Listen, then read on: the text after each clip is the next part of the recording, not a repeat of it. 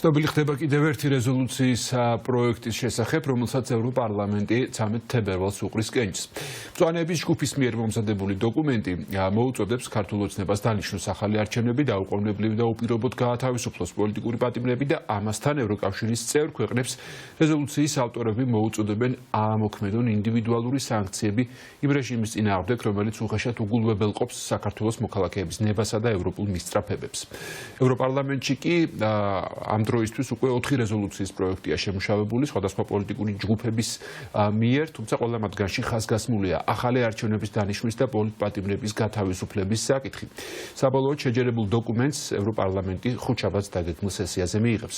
თათია წოწონავა გვეტყვის მეც ამ თემაზე. თათია, რა წერია მწვანეების რეზოლუციის პროექტში? ჩვენ მთელი დღის განმავლობაში გიყვებოდით სამი დიდი პოლიტიკური ჯგუფის რეზოლუციის სამუშაო ვერსიებზე და ამჯერად ჩვენს ხელში არის უკვე მწვანეების რეზოლუციის პროექტი, რომელიც ბევრით არაფრით განსხვავდება წინა რეზოლუციების პროექტებისგან, ანუ დანარჩენი სამი პოლიტიკური გუნდის რეზოლუციის სამუშაო ვერსიებისგან. აქაც მოთხოვნილი არის ახალი არჩევნები, როგორც კრიზისის განმუხტვის შესაძლებლობა. უფრო მეტი დეტალია, უბრალოდ უფრო დაკონკრეტებული არის აქ, რომ 1 წლის განმავლობაში უნდა ჩატარდეს ეს არჩევნები საქართველოში, იმისთვის რომ ქვეყნის რეპუტაცია აღდგეს საერთაშორისო ასპარეზზე და ასევე უნდა გათავისუფლდეს ყველა პოლიტიკური ტყვე და აქაც მზია ამაღლობელზე ცალკე არის აქცენტი, რომ მზია ამაღლობელი დაუყოვნებლივ უნდა გათავისუფლდეს და ეს ჩანაწერიც აერთიანებს ამ 4 დამოუკიდებელ რეზოლუციის პროექტს, ანუ 4-ვე პროექტში საუბარი არის პოლიტიკურ ტყვეებზე, ახალ არჩევნებზე და რაც მთავარია მზია ამაღლობელის გათავისუფლებაზე. სანქციების ნაწილშიც აქაც მოთხოვნა არის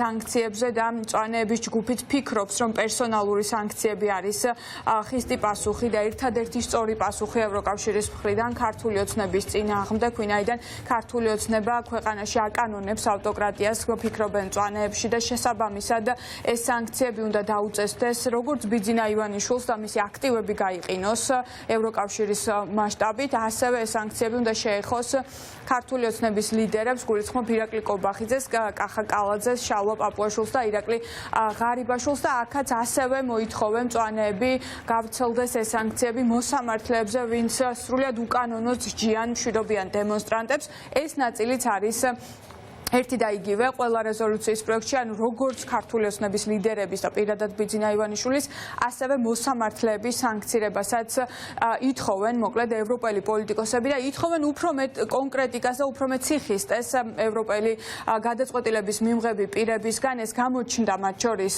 ევროპარლამენტის დებატებისას ამ რეზოლუციის კენჭისყრას წინ უძღოდა დებატები გასულ თვეს და მაშინ მოითხოვეს ევროპელმა დეპუტატებმა, რომ უფრო სწორი და ხისტი ქმედებები იყო საჭირო ევროპიდან, ვინაიდან სანამ ევროპა ფიქრობს, რუსეთი მოქმედებს, ასეთი იყო ევროპელი პოლიტიკოსების გზავნილი გადაწყვეტილების მიმღები პირების მიმართ და ამას უკვე ასახავენ ისინი რეზოლუციაში, მათ შორის არის განახლების ჯგუფი და დღეს სტუმარში განახლების ჯგუფის ერთ-ერთ წარმომადგენელს ევროპელ პოლიტიკოს დანიუს ჟალიმას ჰქონდა ჩართვა, რომელმაც დეტალურად ისაუბრა, როგორი განწყობები არის ევროპარლამენტში ქართული ოცნების პოლიტიკასთან დაკავშირებით და ისიც საუბრობს, რომ ახალი არჩევნები უნდა გამოცხადდეს უახლოეს თვეებში.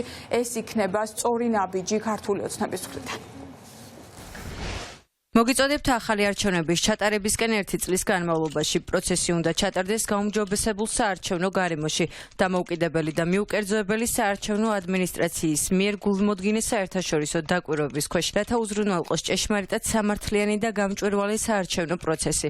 მივიჩნევთ, რომ ქართული ოცნების ქმედებებს, როგორც პარლამენტში, ისე ქუჩაში, საკუთარი მოქალაქეების წინააღმდეგ სწრაფად მიჰყავს ქვეყანა ავტორიტარიზმისკენ. მოგიწოდებთ დაუყოვნებლივ და უპირობოდ გათავისუფლდნენ პოლიტპატიმრები. გამოვხატავთ ღრმა შეშფოთებას მზია ამაღლობელის ჯანმრთელობის მდგომარეობის გამო და ვგმობთ მის უკანონო დაკავებასა და სისხლის სამართლებრივ დევნას, რომელიც მიზნად ისახავს შიშის დანერგვას დამოუკიდებელი მედიის წარმომადგენლებში, აქტივისტებსა და ზოგადად სამოქალაქო საზოგადოებაში. ვგმობთ უნგრეთისა და სლოვაკეთის მცდელობებს დაბლოკოს ევროკავშირის მიზანმიმართული სანქციები ქართული ოცნების ოფიციალური პირების წინააღმდეგ 2024 წლის დეკემბრის საგარეო საქმეთა საბჭოზე. ვიმეორებთ მოწოდებას, რომ დაუყოვნებლივ ჩვეულებრივ დაწესდეს ინდივიდუალური სანქციები საქართველოში იმ ოფიციალურ პირებსა და პოლიტიკურ ლიდერებზე, რომლებიც პასუხისმგებელნი არიან დემოკრატიულ უკუსვლაზე, საარჩევნო კანონმდებლობისა და სტანდარტების დარღვევაზე, პოლიციისა და მარიონეტული პირების სისასტიკესა და დაკავებულების მიმართ არასათანადო მოპყრობაზე. დაუწესდეს სანქციები ირაკლი კობახიძეს, კახა კალაძეს, შალვა პაპუაშვილსა და ირაკლი ღარიბაშვილს და ასევე ეს სანქციები გავრცელდეს პოლიტიკურად მოტივირებული სასჯელის გამომტან მოსამართლეებზე. ვიმეორებთ მოწოდებას საბჭოსა და ევროკავშირის დემოკრატიული პარტნიორების,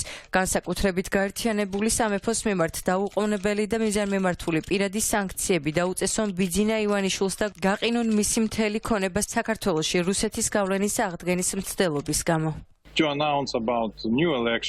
ამ რეზოლუციის პროექტებში ერთ-ერთი მთავარი ის არის, რომ უახლოეს თვეებში უნდა გამოცხადდეს ახალი არჩევნები. ეს უნდა იყოს თავისუფალი და სამართლიანი არჩევნები, რომელიც პასუხობს უნივერსალურ დემოკრატიულ პრინციპებს, რადგან მხოლოდ ამის შემდეგ შეიძლება საქართველო იქნას წარმოდგენილი საერთაშორისო ურთიერთობებში. ერთპარტიული მხოლოდ ქართული ოცნების პარლამენტი ვერ იქნება აღიარებული.